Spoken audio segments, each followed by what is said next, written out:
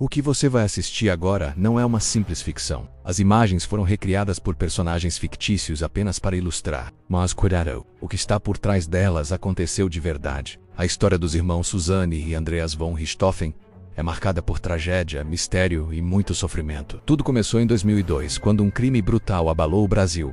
Os pais de Suzanne e Andreas, Manfred e Marisia, foram cruelmente assassinados. A jovem Suzanne, então com 19 anos, e seu namorado Daniel Cravinhos foram condenados como mentores desse crime, enquanto Andreas, com apenas 15 anos na época, se viu no centro de uma história que jamais poderia imaginar. O que parecia ser uma vida comum se transformou em um pesadelo para o jovem Andreas. Ele foi afastado de tudo e todos, vivendo com um peso emocional insuportável desde aquele fatídico dia.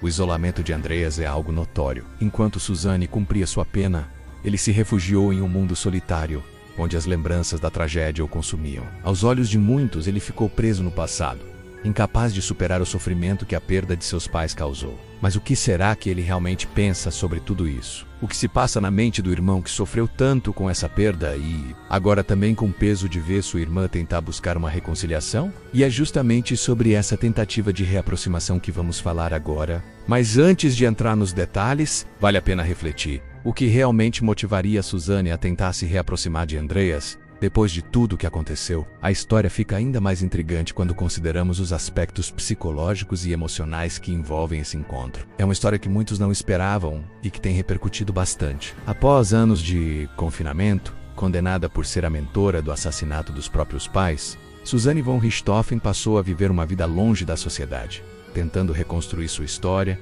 e encontrar algum tipo de redenção. O que motivaria então uma mulher que passou por tantas dificuldades, que pagou pela brutalidade de suas ações a tentar se reaproximar de Andreas? A resposta parece óbvia à primeira vista. Ela queria o perdão. Mas será que é só isso? A tentativa de Suzanne em buscar o perdão de Andreas é, sem dúvida, uma faceta de sua busca pessoal por uma vida mais tranquila, talvez até uma maneira de aliviar a culpa que a consome. Ela sabe que para seguir em frente, precisa não apenas de perdão público, mas especialmente do perdão de quem mais importa, seu irmão. E foi com esse objetivo que ela foi até sua casa, isolada e longe de todos, na esperança de que, talvez, Andreas estivesse disposto a abrir seu coração para ela. Entretanto, há algo mais nessa história que não se fala tanto. Suzanne, com um filho pequeno nos braços, queria mais do que simplesmente pedir perdão. Ela acreditava que a presença de seu filho, que nasceu recentemente, poderia ter um poder de persuasão. A ideia era simples. O bebê, ainda tão pequeno, poderia amolecer o coração de Andreas. Afinal, a família era tudo o que restava para ela, não é? A reaproximação com o irmão seria um passo simbólico para a reconstrução de uma família destruída, com um elo ainda vivo entre ela e o passado. Mas, como tudo na vida de Suzanne, as coisas não acontecem como o planejado. A grande questão aqui é: será que um bebê poderia mesmo ter esse poder de reaproximar dois irmãos que passaram por uma dor tão profunda e irreparável? E o que acontece quando as intenções de Suzanne são rejeitadas de maneira tão fria? Suzanne von Richthofen chegou à casa isolada de Andreas cheia de esperanças, imaginando que sua visita poderia finalmente abrir uma porta para a reconciliação entre os dois. Mas ao contrário do que ela esperava, o encontro não aconteceu. Suzanne bateu na porta, mas não foi recebida de braços abertos. Em vez disso, ela se deparou com um Andreas distante, fechado e impenetrável. O que começou como uma tentativa de aproximação logo se transformou em uma rejeição fria e dolorosa. De acordo com fontes que acompanharam de perto a situação,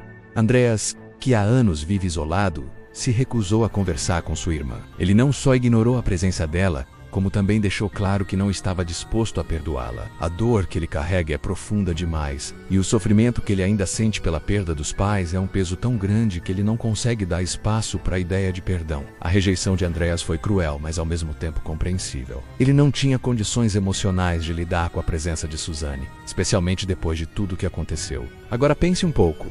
O que isso representa para Suzanne? Ela, que se viu sozinha durante anos, finalmente tendo a coragem de tentar reatar laços com o único parente próximo que ainda lhe restava, é rejeitada de maneira tão brusca. Não é só um não que ela recebe, mas um não recheado de dor, raiva e desconfiança. Isso levanta a pergunta: será que ela realmente esperava essa rejeição? Ou talvez ela estivesse em busca de algo mais profundo e simbólico? A decisão de Andreas von Richthofen de se isolar do mundo é algo que, ao longo dos anos, se tornou sua marca registrada. Ele não é mais aquele jovem cheio de promessas que tinha sua vida inteira pela frente. Após a tragédia que destruiu sua família, Andreas preferiu se afastar da sociedade, escolher viver de forma reclusa e deixar o mundo seguir sem ele. Muitos falam sobre o seu comportamento excêntrico, mas, ao olhar mais de perto, é possível perceber que ele está apenas tentando sobreviver em um mundo que lhe tirou tudo. O isolamento de Andreas não é uma escolha leve, mas uma forma de lidar com as feridas que nunca cicatrizaram. O jovem vive em uma propriedade distante,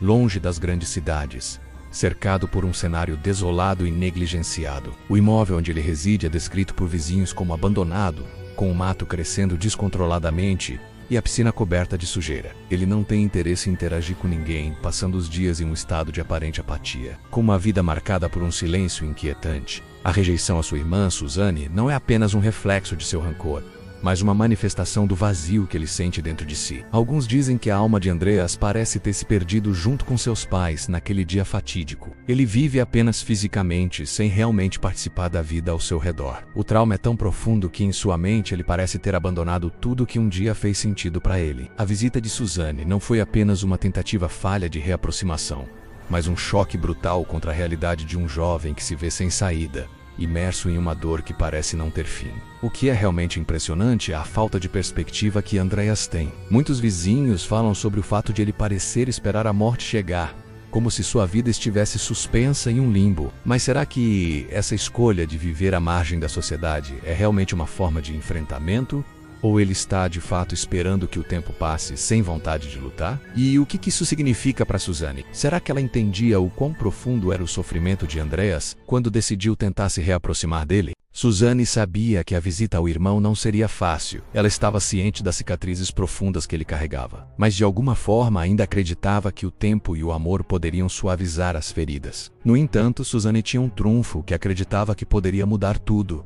O filho que ela teve recentemente, o bebê que nasceu no início do ano passado, era uma esperança para Suzanne, uma forma de restabelecer laços e talvez até derreter o coração de Andreas, que parecia tão impenetrável. Ela acreditava que a presença do filho poderia trazer à tona sentimentos esquecidos, como o amor familiar e a possibilidade de reconciliação. Afinal, um bebê é símbolo de novos começos, de recomeços e de algo mais puro e simples, não é? Com o filho nos braços, Suzanne foi até a casa de Andreas, com a expectativa de que a criança, sua própria carne e sangue, pudesse de alguma forma tocar o coração do irmão. Afinal, os dois ainda compartilhavam um vínculo de sangue, algo inquebrantável, não importa o que tenha acontecido no passado. Ela pensava que ou over ou beba, Andreas poderia finalmente ceder à ideia de reconciliação, uma tentativa de restaurar algo que havia sido destruído de forma irreparável. Porém, o que Suzanne não sabia é que Andreas, com toda a dor que carregava, estava completamente fechado para qualquer possibilidade de aproximação. A presença do filho, embora representasse um símbolo de vida e renovação para Suzanne,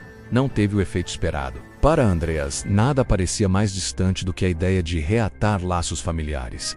E o que aconteceria a seguir? A visita, que já era uma tentativa arriscada, tomou um rumo ainda mais inesperado. A visita de Suzanne à casa de Andreas, carregada de intenções de reconciliação, estava prestes a tomar um rumo ainda mais tenso e dramático. Quando a tentativa de aproximação falhou e Andreas se recusou a abrir a porta, o cenário já estava longe de ser pacífico. O que parecia ser uma simples tentativa de reatar laços familiares estava se transformando em uma situação insustentável, com Suzanne sozinha diante de um muro emocional e psicológico que ela não sabia como ultrapassar. Mas o pior estava por vir. Enquanto Suzanne insistia em tentar a reaproximação, a situação ficou ainda mais desconfortável. Segundo relatos de moradores e vizinhos da área, a mulher que trabalhava como caseira na propriedade de Andreas percebeu a tensão crescente e, ao ver que Suzanne não estava disposta a desistir, ameaçou chamar a polícia. Isso não só elevou o drama, mas também transformou a tentativa de reconciliação em uma verdadeira crise. Imagine o clima. Suzanne, desesperada para alcançar algum tipo de resposta emocional de seu irmão, sendo confrontada com a possibilidade de uma intervenção policial. A cena se tornou um verdadeiro caos, com a presença de Suzanne e seu filho em uma propriedade isolada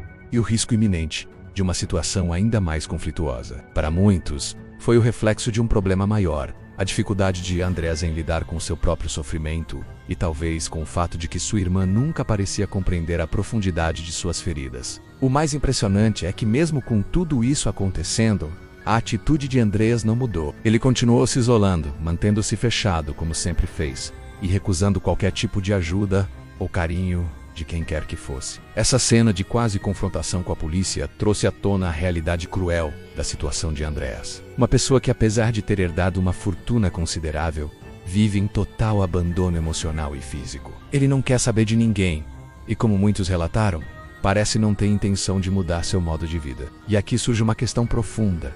Será que após toda essa tensão, Suzane ainda acredita que pode restabelecer algum tipo de relação com o irmão? Ou a visita foi apenas mais um capítulo frustrado de uma história marcada pela dor e pelo abandono? Agora, ao refletirmos sobre tudo o que aconteceu, fica uma pergunta no ar.